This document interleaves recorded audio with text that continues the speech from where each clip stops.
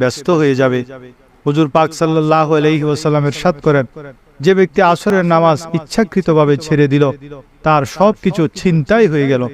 যেমন নাসাই শরীফের 481 নং হাদিসের বর্ণনা, নওফল ইবনু মুআবিয়া রাদিয়াল্লাহুকে বলতে শুনেছি, সালাতের মধ্যে এমন সালাত রয়েছে যে ব্যক্তি থেকে তা ছুটে গেল তার পরিবার পরিজন ও ধন সম্পদ যেন ছিনতাই হয়ে গেল।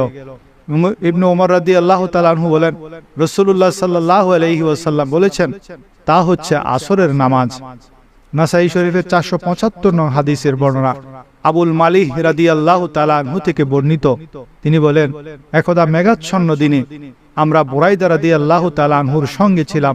তখন তিনি বললেন, অবিলম্বে সালাত আদায় করে নাও, কেননা রাসূলুল্লাহ সাল্লাল্লাহু আলাইহি ওয়াসাল্লাম বলেছেন, যে ব্যক্তি আসরের সালাত ছেড়ে দিল তার সমস্ত আমল ধ্বংস হয়ে গেল। আল্লাহ তাআলা পবিত্র কোরআনে